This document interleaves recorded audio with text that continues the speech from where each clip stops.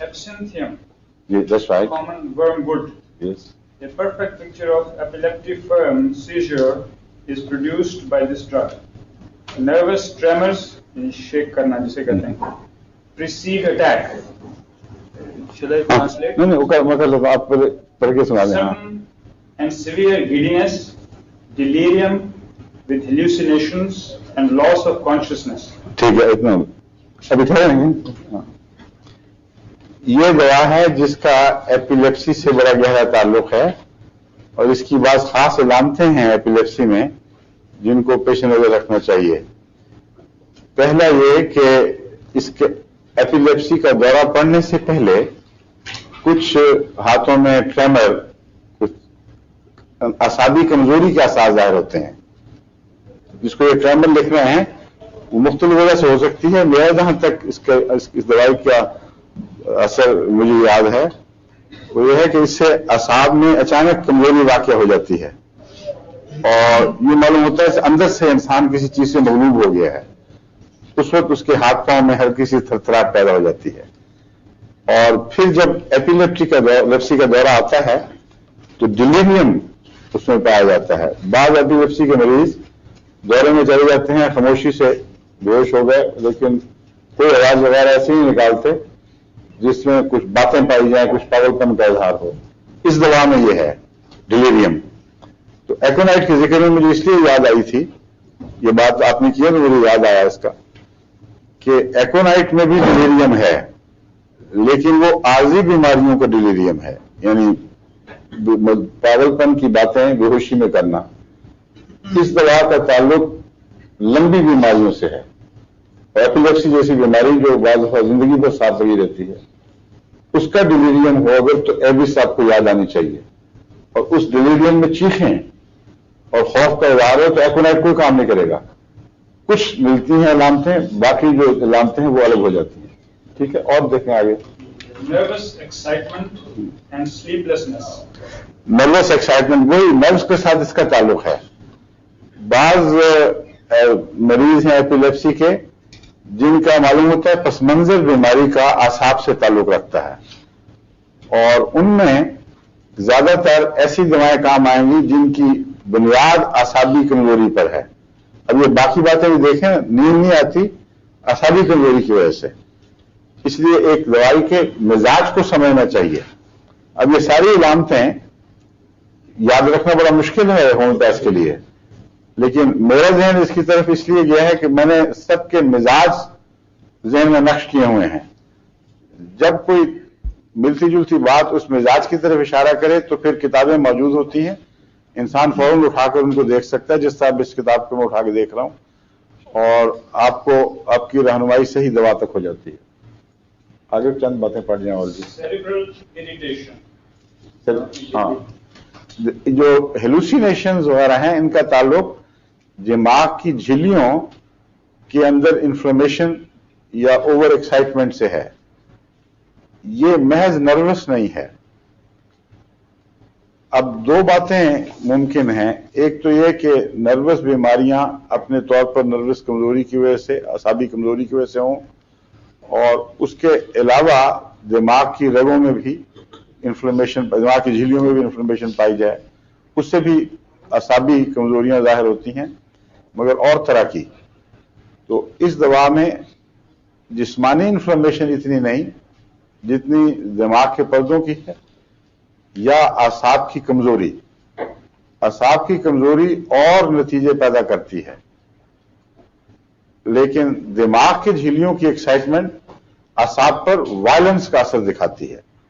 ایسا مریض غصے میں آتا ہے, بکتا ہے, بڑی بڑی عجیب عجیب باتیں, جوش دکھاتا ہے. تو اس دوا میں یہ دونوں مزاج خاص طور پر پائے جاتے ہیں. آگے چلیے. Cerebral irritation, hysterical and infantile spasms come within range of this remedy. Correct. Poisoning by اب mushroom. اسپیزم کا جہاں تک تعلق ہے, اس میں لکھا ہے اس نے انفینٹائل اسپیزم, بچوں کے جو کیا کہتے ہیں اس کو, اسپیزم کو, تشنج, اعصاب میں تناؤ ہو کر ایک دم یوں جڑتے ہیں, مٹھی کی طرح بند ہوتے ہیں. اس سے بعد بڑی سخت تکلیفیں ہوتی ہیں, درد بہت ہوتی ہے جب تک اس کو حل نہ کر لیا جائے. لیکن یاد رکھیں اسپیزم اور ایپیلیپسی دونوں ایک ہی قسم کی بیماریوں کے دو چہرے ہیں. ایپیلیپسی بغیر اسپیزم کے نہیں ہوتی. کہیں دماغ میں کوئی اسپیزم ہوا ہے، رگ میں کسی خون میں، یا اعصابی اسپیزم ہوا ہے، اس کے نتیجے میں مریض ایپیلیپٹک ہوتا ہے. اور جتنی ایپیلیپسی کی دوائیں ہیں ان کا اسپیزم سے تعلق ہے، اور جتنی اسپیزم کی دوائیں ہیں اگر کتابوں میں ایپیلیپسی کے نام پر نہ بھی پائی جائیں تو آپ اپنے تجربے میں لا سکتے ہیں ان کو. جن کے ہاں ایپیلیپسی کے کیسز ہیں، ہمارے احمدی ہیں بہت سے، کچھ دوسرے غیر احمدی سننے والے بھی اب دلچسپی لے رہے ہیں، مجھے اطلاع مل رہی ہے اس پروگرام میں دلچسپی لے رہے ہیں. ان کو میرا مشورہ یہ ہے کہ ایپیلیپسی سے تعلق رکھنے والی تمام دواؤں کو خود پڑھیں اور بار بار پڑھیں. پہلی دفعہ جب پڑھیں گے تو ہر دوا لگے گا کہ ہمارے بچے پر اس کا اطلاق ہو رہا ہے. انسان گھبرا جائے گا، اچھا یہ بھی اس پہ لگتی ہے، دوسری وہ بھی اس پہ لگتی ہے. حالانکہ جب آپ دیں گے تو فائدہ نہیں ہوگا. تو اس کی وجہ یہ ہے کہ مزاج شناسی اور مزاج قد کی تفریق ضروری ہے. علامتیں بہت سی مشترکہ دکھائی دیں گی، اسپیزم کے نتیجے میں کم و بیش ایسی علامتیں ہوتی ہیں، مگر وہ کون سی ایسی دوا ہے جس سے کسی بیماری کا مزاج الگ کر دی، کسی دوا کا دوسری دوا سے اس طرح مزاج الگ کر دیا جائے جیسے بعض مریضوں کا بعض مریضوں سے مزاج الگ ہوتا ہے. جب آپ اس حصے پر عبور حاصل کر لیں گے تو پھر آپ کے لیے لمبی تفصیلوں میں جائے بغیر صحیح دوا کی تشخیص آسان ہو جائے گی. اور کیا کہتا ہے آگے؟ Poisoning by mushrooms, chorea, tremor, nervousness, وہ بھی وہی ہے. excitement and sleep. مشروم پوائزنز بعض اعصاب پر بہت گہرا اثر دکھاتے ہیں. بعض مشروم پوائزن ایسے ہیں جو نروس فیلور کر کے ہارٹ فیلور کر دیتے ہیں، بہت جلدی موت ہو جاتی ہے. بعض ہیں جو دوسرے سیپٹک اثرات بھی دکھاتی ہیں، مگر یہ زیادہ تر اس سے تعلق رکھنے والی چیز ہے. خاص طور پر مائنڈ کے سمٹم بتاتا ہے جی. Next, mind hallucinations, frightful visions, kleptomania, loss of memory, forgets what has recently happened, wants nothing to do with کلیپٹومینیا بند جگہ میں، ہاں کلیپٹومینیا وہی ہے غالباً. اب چیک کر لیں ایسی جگہ جہاں بند کمرہ ہو، ہال کے اندر انسان ہو، وہاں اس کو محسوس ہوتا ہے کہ میں بڑا ہی ہو کمرہ، یہ احساس ہو کہ میں قید ہو گیا ہوں، گھبراہٹ شروع ہو جاتی ہے، وہ اس کو غالباً کلیپٹومینیا کہتے ہیں. لیکن چیک کریں، مجھے پوری طرح یقین نہیں ہے کہ یہ بات درست. آگے چلیں. forgets what has recently happened, wants nothing to do with anybody. ٹھیک ہے، Brutal. These are mind symptoms. ٹھیک ہے. Head. forgets what has recently happened.